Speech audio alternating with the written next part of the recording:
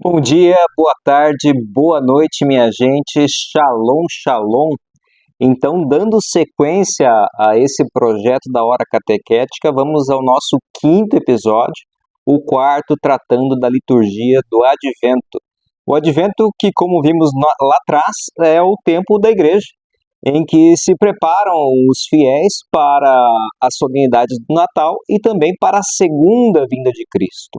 Então, em virtude dessas duas finalidades do Advento, nós começamos a primeira liturgia do primeiro domingo com um convite à vigilância e o discurso escatológico, o discurso sobre o fim do mundo, trazido por Jesus nas Escrituras.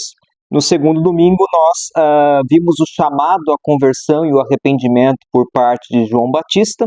E no terceiro, o domingo Gaudete, o domingo da alegria, aquele tom mais sombrio de penitência foi amenizado pela alegria, a alegria que se traduz na preparação dos caminhos do Senhor. Bom, e o quarto domingo, do que se trata? Preparados os caminhos do Senhor, nós devemos agora meditar efetivamente sobre a concepção e a encarnação do Verbo. Normalmente, nós associamos a ideia de encarnação à visita do anjo à Virgem Maria, que é trazida no Evangelho de Lucas. No entanto, como nós estamos no Evangelho de Mateus, o foco é de outro personagem igualmente importante, que é São José. De qualquer modo, a centralidade do Evangelho deste próximo domingo não deixa de ser o sim da Virgem, a obra do Espírito Santo em seu ventre. Mas, na verdade, nós temos dois sims. Assim como o pecado entrou no mundo primeiro pelo sim dado à serpente por uma mulher, Eva, e depois pelo sim de um homem, que foi Adão, na nossa salvação uma característica semelhante acontece. Primeiro temos o sim da Virgem ao anjo e depois temos o sim de um homem, seu esposo, também ao anjo. Notando aqui a necessidade de obediência aos desígnios e projetos de Deus que não sempre são muito claros para nós. Eu tenho ressaltado desde o início que o Evangelho, a boa nova de Jesus, foi anunciada lá atrás no Antigo Testamento, onde se plantaram as sementes do reino de Deus pela boca dos profetas. Mateus, que é o evangelista do ano A, é justamente o evangelista mais preocupado em demonstrar como os acontecimentos da vida de Jesus se encaixavam naquelas antigas profecias messiânicas do Antigo Testamento. Não por outra razão, neste domingo, em que nós meditamos mais a fundo sobre a encarnação do Verbo, a primeira leitura é de um trecho conhecidíssimo de Isaías. Nos outros episódios, nós já havíamos visto que o Messias prometido pelo Antigo Testamento viria de Belém e que ele seria herdeiro da casa do rei Davi. Hoje, a leitura nos traz mais algumas características sobre esse Messias tão esperado. É a leitura de Isaías, capítulo 7, versículos 10 a 14. No contexto, o profeta Isaías é levado por Deus a ter uma conversa com o rei de Judá, Acás, a fim de lhe orientar sobre o que fazer diante de uma aliança que inimigos de Israel estavam tendo entre si para atacar o povo eleito. Nesse contexto, então, o que diz Isaías? Bom, começamos aqui pelo versículo 10.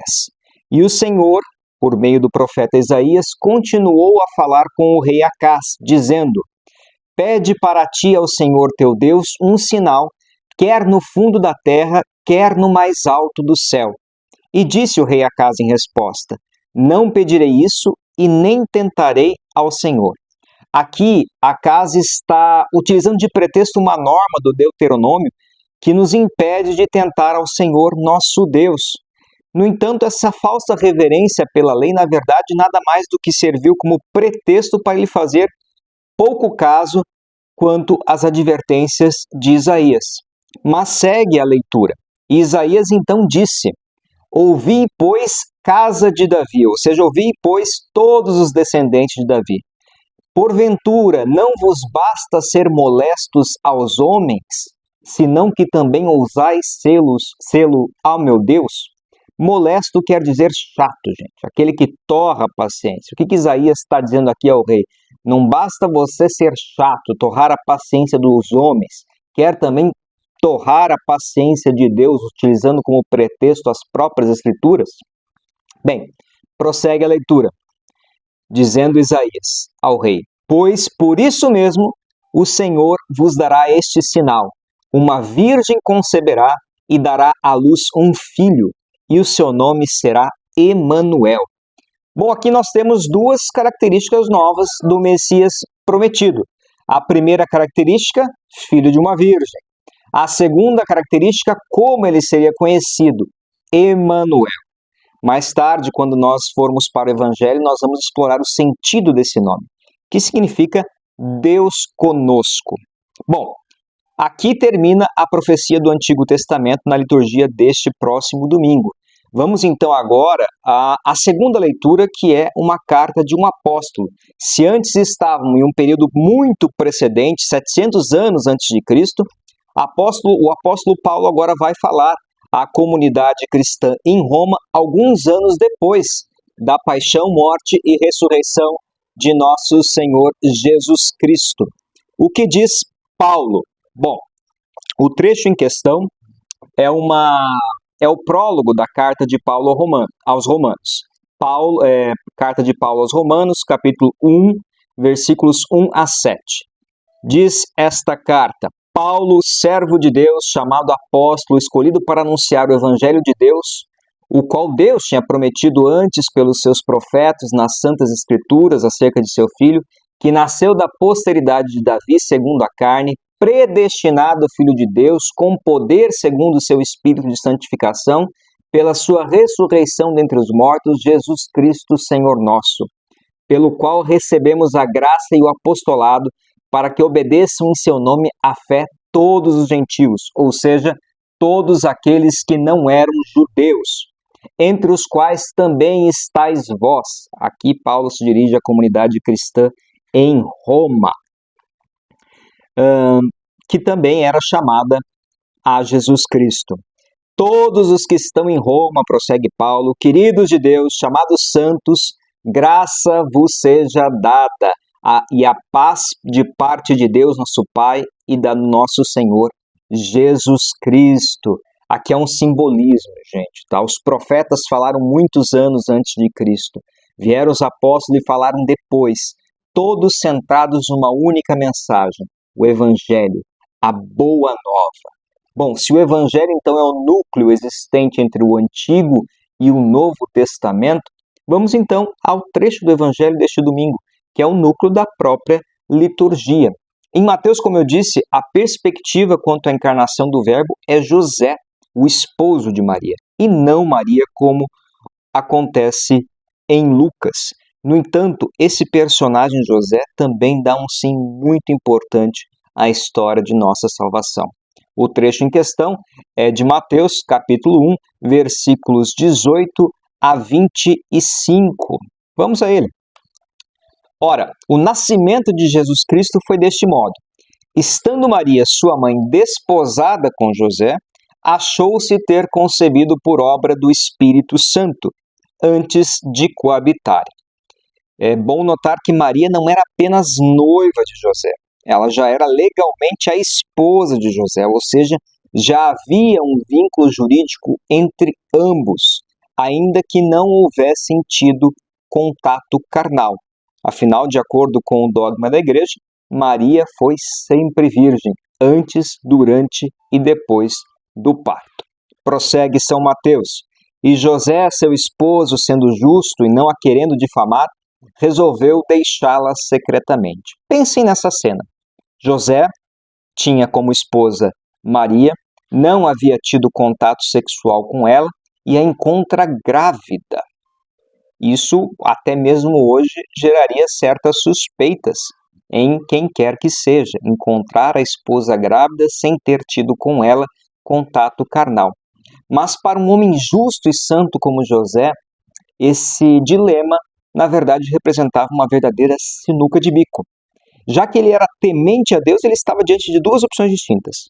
Ou ele cumpriria a lei e não consentiria com o adultério, de modo que ele deveria, sim, denunciar Maria às autoridades religiosas, ou ele deveria ser piedoso e evitar que Maria fosse supliciada, apedrejada, exatamente.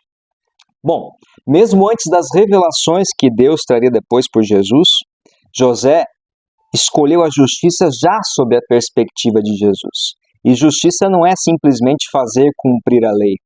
Ele escolheu então a segunda opção, a opção da misericórdia e da confiança na obra do Espírito Santo.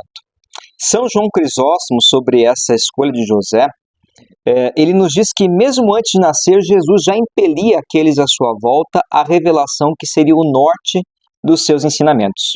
A verdadeira justiça não está nas exterioridades da lei, como criam os fariseus, mas no íntimo dos nossos corações, no amor verdadeiro a Deus e ao próximo. E aspas para São João Crisóstomo nesta parte. Pois, assim como o sol, embora ainda não mostre os seus raios, ilumina de longe mais da metade do mundo com sua luz, também Cristo, quando estava prestes a surgir daquele ventre, mesmo antes de nascer, brilhou sobre todo o mundo.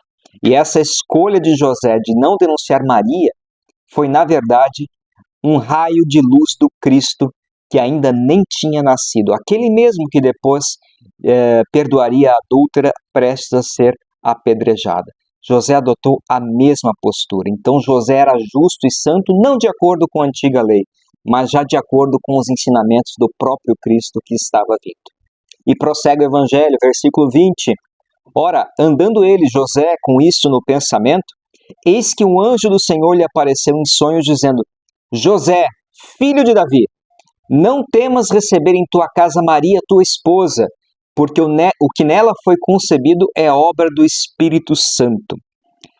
E aqui, fazendo já o link com Isaías de 700 anos antes, notem que o anjo refere-se a José como filho de Davi. Assim como Isaías havia advertido ao rei Acás, não pela pessoa do rei Acás, mas por sua casa, a casa de Davi, o anjo dirige-se a José como filho de Davi, o que possivelmente se deu para que José se lembrasse sobre essas profecias de que tanto comentamos ao longo das últimas semanas, de que o Messias viria da casa de Davi. Sobre esse trecho, Cromácio de Aquileia diz o seguinte: observe também a ordem de um mistério. O diabo primeiro falou com Eva, aquele primeiro sim de que nós tínhamos falado, há muito tempo, e depois com o homem para lhe transmitir a palavra da morte. Agora, com a salvação, a ordem se mantém. Primeiro o sim de Maria ao anjo, depois o sim de José ao anjo, o que foi necessário para que as profecias se cumprissem. E prossegue o Evangelho dizendo sobre o discurso do anjo a José. O anjo diz: e dará à luz um filho, ao qual tu, José, porás o nome de Jesus, porque ele salvará o seu povo de seus pecados. Quando o anjo diz que José poria o nome em Jesus, ele está simplesmente dizendo o seguinte: José, você não foi necessário para que se cumprisse a encarnação do Verbo, mas você vai pôr o nome nessa criança. E pôr o nome é simplesmente o desígnio de um pai. Por isso é que se diz que José foi um pai adotivo para Jesus. José não teve funções na geração, na encarnação do Verbo, mas teria funções muito importantes na proteção, na criação daquele menino que seria Deus. E é importante também frisar aqui esse nome, Jesus. Jesus significa Javé ou Jeová, nós não sabemos muito bem a pronúncia do nome do Senhor que vem do hebraico, mas significa Javé ou Jeová, salva, ou seja, é o Salvador. E há uma justificativa para isso dada pelo próprio anjo, porque ele salvará seu povo dos pecados. Para os judeus, isso era algo muito problemático, porque apenas Deus poderia salvar o povo dos pecados, apenas Deus poderia perdoar pecados. E aqui nós temos uma virada de paradigma, tudo a indicar que aquela criança concebida no ventre de Maria e que teria seu nome posto por José, era sim o próprio Deus. prossegue o Evangelho, versículo 22. Ora, tudo isto aconteceu para que se cumprisse o que foi dito pelo Senhor por meio do profeta, que diz: Eis que a Virgem conceberá e dará à luz um filho, e lhe porão o nome de Emanuel, que quer dizer Deus conosco. E, despertando José do sono, fez como lhe tinha mandado o anjo do Senhor, e recebeu em sua casa Maria, sua esposa, e não a conhecia até que deu à luz seu filho primogênito e pôs-lhe o nome de Jesus. A referência aqui muito clara à profecia da primeira leitura. Bem, gente, Anselmo, sobre esses trechos, diz o seguinte: tudo isso aconteceu, ou seja, a virgem foi prometida em casamento, manteve-se casta, foi encontrada grávida, a revelação foi feita pelo anjo para que se cumprisse o que fora dito, pois a profecia de que a virgem conceberia e daria à luz jamais teria se cumprido se ela não tivesse sido prometida em casamento para não ser apedrejada, e se seu segredo não tivesse sido revelado pelo anjo, e José tivesse acolhido essa mesma virgem. Pensem, o Antigo Testamento dizia de uma virgem que daria à luz um menino. Mas o Antigo Testamento, sobretudo nas prescrições normativas, dizia que a mulher pega em fornicação ou adultério deveria ser apedrejada. Notem então como Deus teve um trabalho minucioso para encaixar a realidade do Evangelho em tudo aquilo que havia sido prometido. Se Maria não fosse esposa de José, um homem santo e justo, se Maria não tivesse sido anunciada pelo anjo como a mãe do Salvador, tudo isso, toda essa obra construída por Deus ao longo dos séculos que precederam Jesus, teria ido por água abaixo. E aqui, para concluir, Emanuel, gente. O que significa Emanuel? Emanuel vem do hebraico, e mano significa conosco, El significa Deus, Deus conosco. Este é o verdadeiro sentido do Natal. O verdadeiro sentido do Natal não é uma festa para reunir familiares, não é uma festa para movimentar o comércio, não é uma festa para comer até não aguentar mais. O verdadeiro sentido do Natal está resumido neste nome, Deus conosco. E sobre esse nome, Deus conosco, Emanuel, Remígio nos traz uma reflexão muito importante, que eu gostaria de compartilhar com vocês. Diz ele: neste nome estão expressas simultaneamente as duas substâncias, a divindade e a humanidade, na única pessoa do Senhor Jesus Cristo, aquele que antes de todos os tempos foi gerado de maneira indizível por Deus Pai, o mesmo que no fim dos tempos se fez Emanuel, isto é, Deus conosco, de uma mãe virgem.